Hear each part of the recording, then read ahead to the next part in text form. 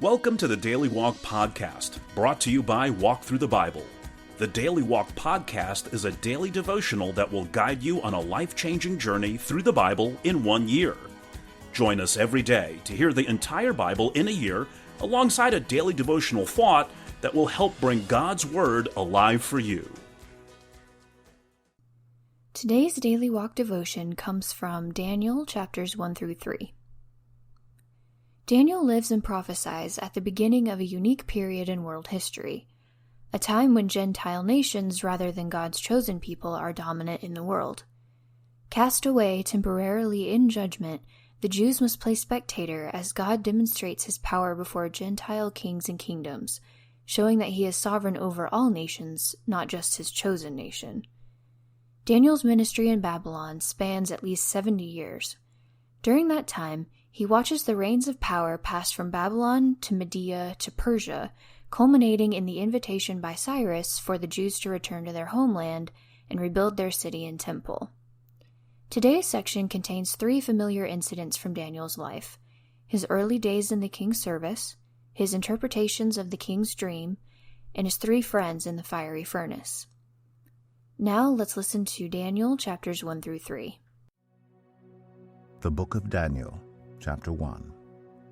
In the 3rd year of the reign of Jehoiakim, king of Judah, Nebuchadnezzar, king of Babylon, came to Jerusalem and besieged it. And the Lord delivered Jehoiakim, king of Judah, into his hand, along with some of the articles from the temple of God.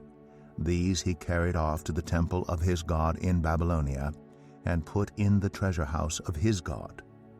Then the king ordered Ashpenaz, chief of his court officials, to bring into the king's service some of the Israelites from the royal family and the nobility, young men without any physical defect, handsome, showing aptitude for every kind of learning, well-informed, quick to understand, and qualified to serve in the king's palace. He was to teach them the language and literature of the Babylonians. The king assigned them a daily amount of food and wine from the king's table. They were to be trained for 3 years, and after that they were to enter the king's service. Among those who were chosen were some from Judah: Daniel, Hananiah, Mishael, and Azariah. The chief officials gave them new names: to Daniel the name Belteshazzar, to Hananiah Shadrach, to Mishael Meshach, and to Azariah Abednego. But Daniel resolved not to defile himself with the royal food and wine, and he asked the chief official for permission not to defile himself this way. Now God had caused the official to show favor and compassion to Daniel, but the official told Daniel, "I'm afraid of my lord the king, who has assigned your food and drink. Why should he see you looking worse than the other young men your age? The king would then have my head because of you." Daniel then said to the guard whom the chief official had appointed over Daniel, Hananiah, Mishael, and Azariah, "Please test your servants for 10 days. Give us nothing but vegetables to eat and water to drink. Then compare our appearance with that of the young men who eat the royal food, and treat your servants in accordance with what you see." So he agreed to this and tested them for 10 days. At the end of the 10 days, they looked healthier and better nourished than any of the young men who ate the royal food. So the guard took away their choice food and the wine they were to drink, and gave them vegetables instead. To these 4 young men God gave knowledge and understanding of all kinds of literature and learning, and Daniel could understand visions and dreams of all kinds. At the end of the time set by the king to bring them into his service, the chief official presented them to Nebuchadnezzar. The king talked with them, and he found none equal to Daniel, Hananiah, Mishael, and Azariah, so they entered the king's service. In every matter of wisdom and understanding about which the king questioned them, he found them 10 times better than all the magicians and enchanters in his whole kingdom. And Daniel remained there until the 1st year of King Cyrus. Daniel 2. In the 2nd year of his reign, Nebuchadnezzar had dreams. His mind was troubled, and he could not sleep. So the king summoned the magicians, enchanters, sorcerers, and astrologers to tell him what he had dreamed. When they came in and stood before the king, he said to them, "I have had a dream that troubles me, and I want to know what it means." Then the astrologers answered the king, "May the king live forever. Tell your servants the dream, and we will interpret it." The king replied to the astrologers, "This is what I have firmly decided. If you do not tell me what my dream was and interpret it, I will have you cut into pieces and your houses turned into piles of rubble. But if you tell me the dream and explain it, you will receive from me gifts and rewards and great honor. So tell me the dream and interpret it for me." Once more they replied, "Let the king tell his servants the dream, and we will interpret it." Then the king answered, "I am certain that you are trying to gain time because you realize that this is what I have firmly decided. If you do not tell me the dream, there is only one penalty for you. You have conspired to tell me misleading and wicked things, hoping the situation will change. So then, tell me the dream, and I will know that you can interpret it for me." The astrologers answered the king, "There's no one on earth who can do what the king asks. No king, however great and mighty, has ever asked such a thing of any magician or enchanter or astrologer. What the king asks is too difficult. No one can reveal it to the king except the gods, and they do not live among humans."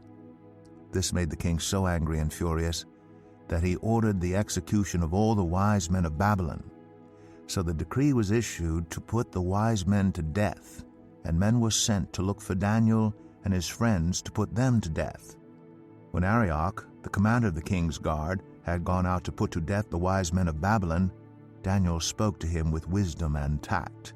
He asked the king's officer, "Why did the king issue such a harsh decree?" Arioch then explained the matter to Daniel. At this, Daniel went in to the king and asked for time, so that he might interpret the dream for him.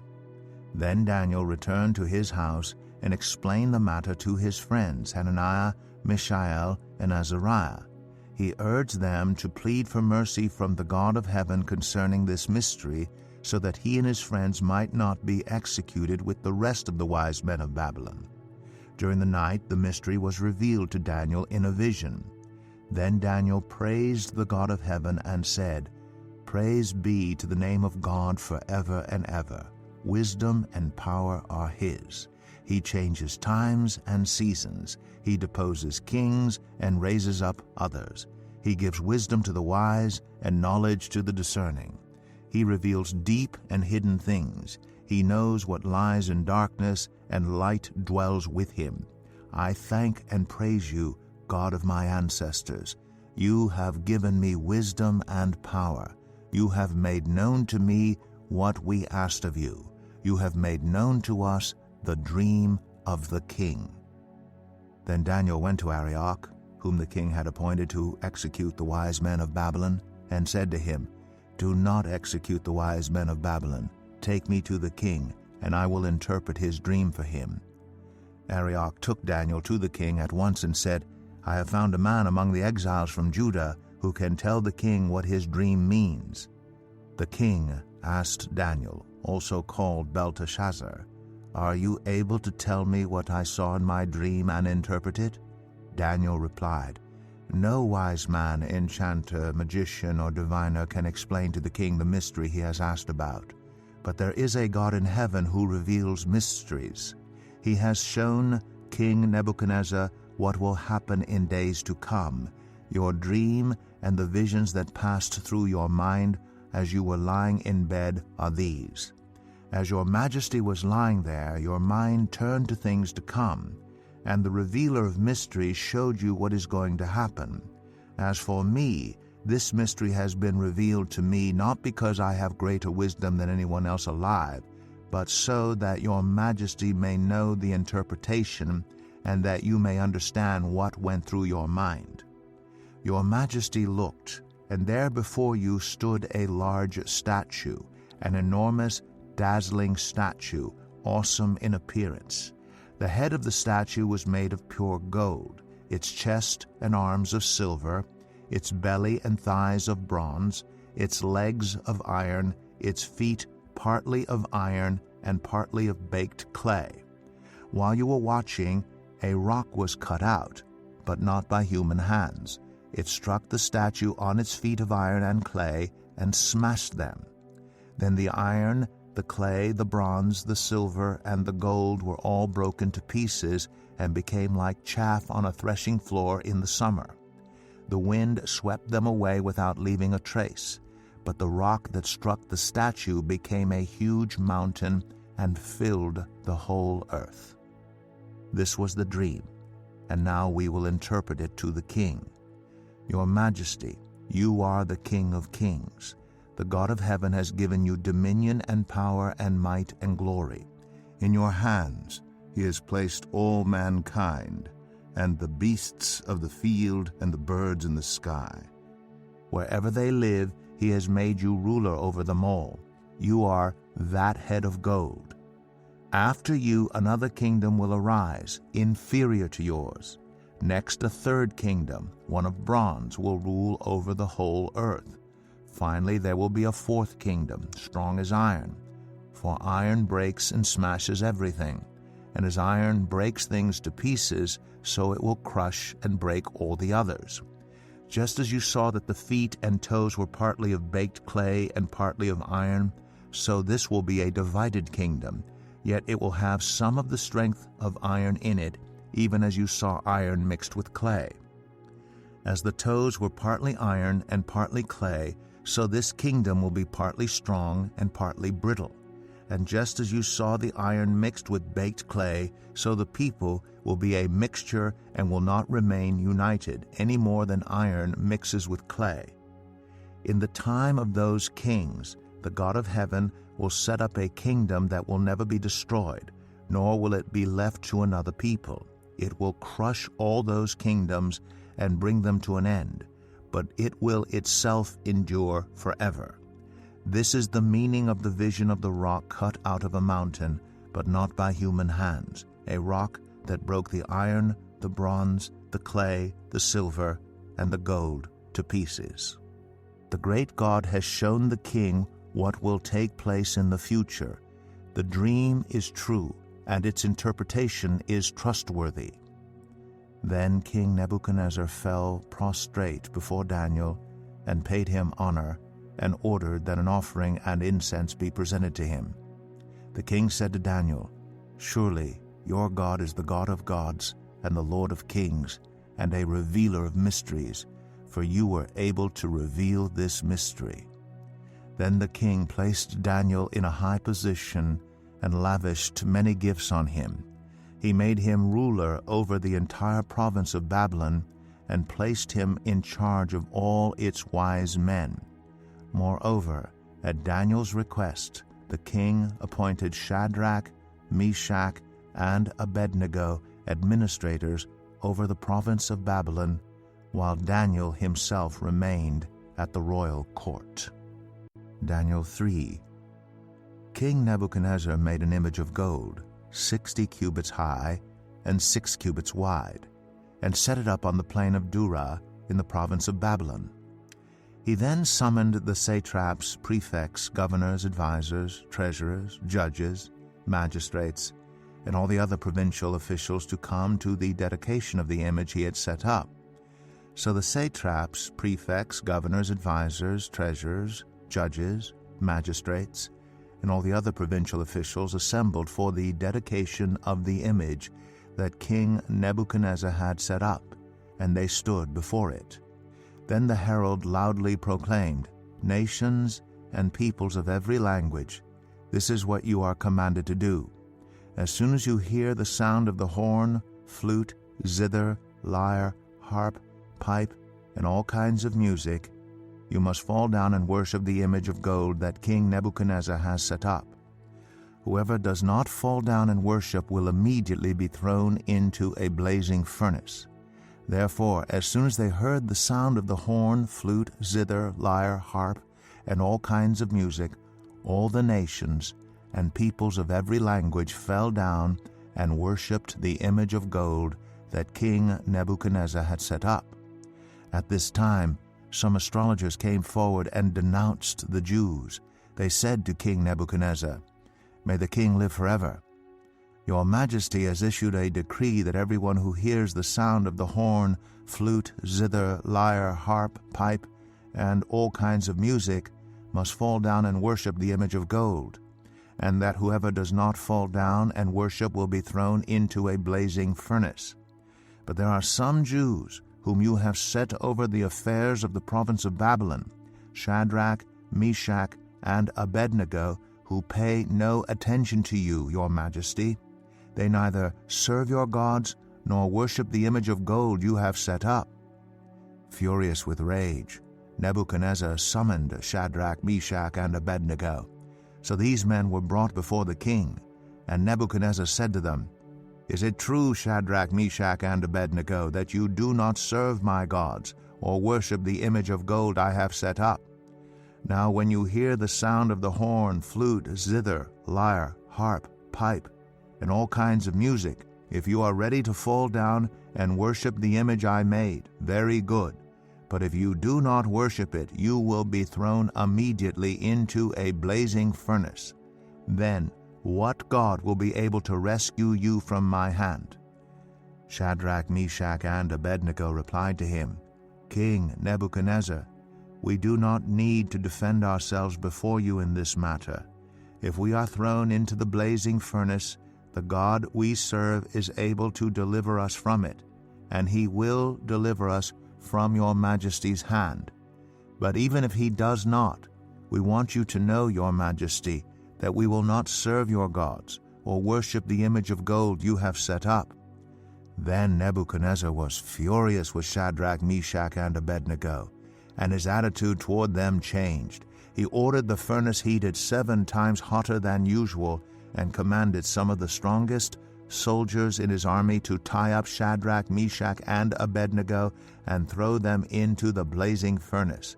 So these men, wearing their robes, trousers, turbans, and other clothes, were bound and thrown into the blazing furnace.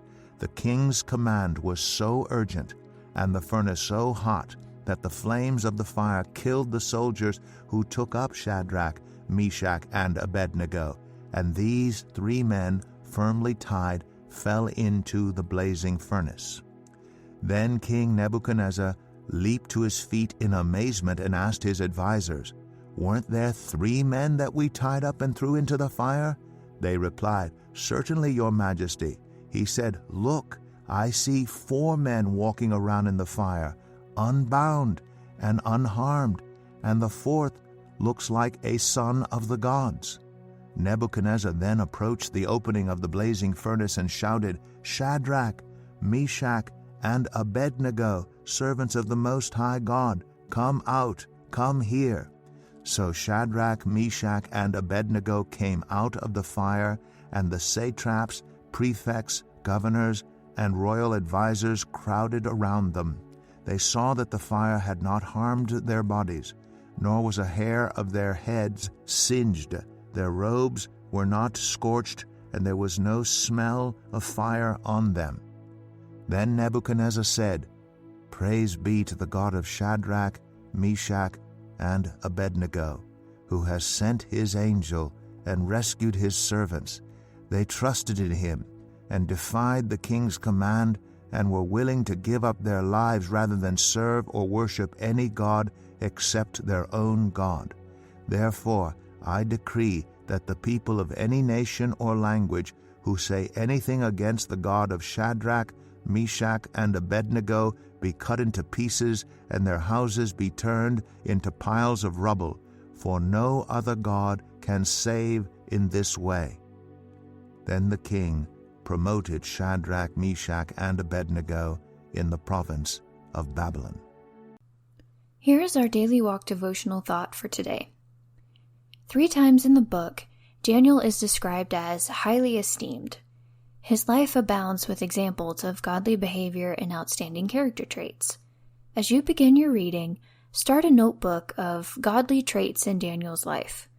List them day by day and jot down ideas on how to build them into your own life. Thank you for joining us today for the Daily Walk Podcast from Walk Thru the Bible. Be with us tomorrow as we continue our life-changing journey through the Bible in a year. Love this episode of the Daily Walk Podcast? We'd love for you to rate and give us a review on iTunes or Google Play. Make sure you subscribe so you won't miss an episode as we walk through God's Word together. For more resources to help you live God's Word, visit walkthru.org. That's WALKTHRU.org. Walk through the Bible. Take a walk, change the world.